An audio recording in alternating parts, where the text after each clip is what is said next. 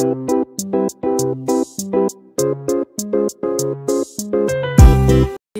आजची रेसिपी आहे सुकटीचा रस्सा। त्याच्यामध्ये 2 ते 4 भाजी जाणार आहे आणि एकदम टेस्टी। गरमीच्या दिवसात असं काहीतरी वेगळं पाहिजे म्हणून याच्यासाठी एकदम पातळ रस्सा आहे। तर इथे बघा 1 चमचा तेल घेतलेला आहे। तेल असा करकरून गरम झाला पाहिजे। त्याच्यात कढीपत्ता टाकल्यानंतर 2 ते 3 कांदे टाकलेले आहे, त्याच्यात कट केलेला आहे आणि कांदा एक चांगलं गोल्डन कलर करून घ्यायचा। जास्त पण कांदा जाळायचा नाही आणि तेल तुम्हाला टाकायचं ते तुमच्या हिशोबाने टाका, जेवढं तुम्हाला पाहिजे तेवढं।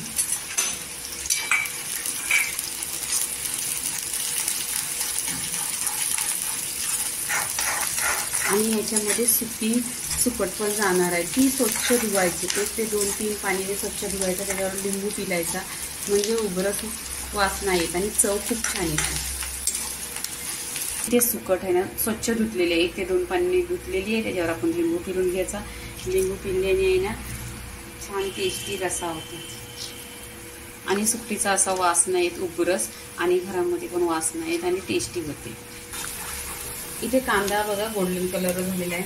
इथे 2 ते 4 टोमॅटो कट केलेले आहे आणि भाज्या स्वच्छ धुवायच्या। इथे टोमॅटो टाकल्यानंतर आहे ना मीठ टाकायचं। मीठ टाकल्यानंतर टोमॅटो एकदम सॉफ्ट होतो।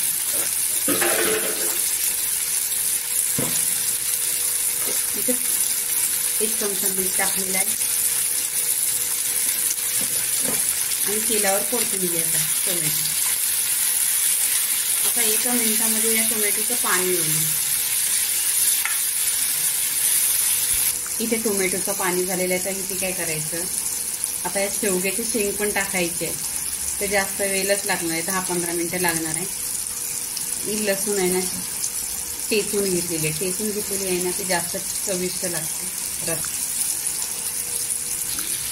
इथे सुकट बघा धुवून घेतलेले, सुकी सुकट आहे। तुम्ही काय बोलताय ते कमेंटमध्ये सांगा। 2 ते 3 पाण्याने स्वच्छ धुतलेली आणि नेहमी तेलावर परतून घ्यायचं।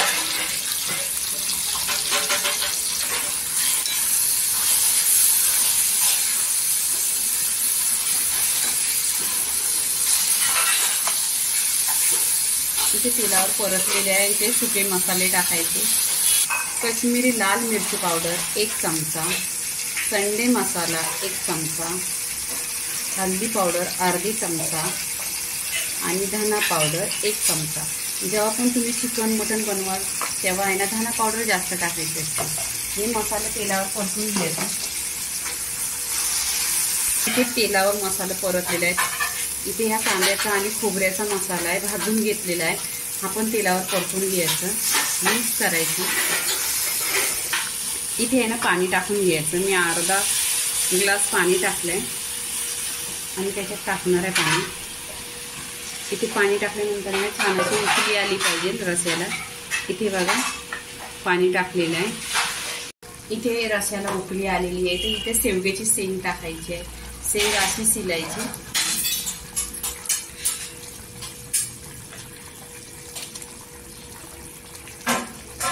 1 ते 2 पाण्याने स्वच्छ शेंगा पण धुतल्या। इथे वांगी टाकायची, मोठी मोठी कट केलेली आहेत।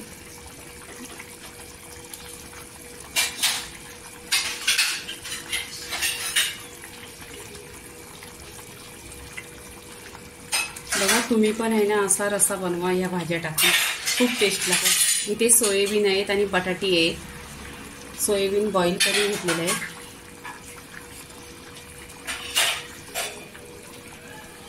तुम्ही चिकन मटन विसरणार असा रस्सा होतो, खूप छान होतो। इथे मोठ्या 2 हिरव्या मिरच्या आहेत। सगळे एकत्र भाजी करून 10 मिनिटं असं स्लो गॅसवर हे रस्सा शिजवून घ्यायचा।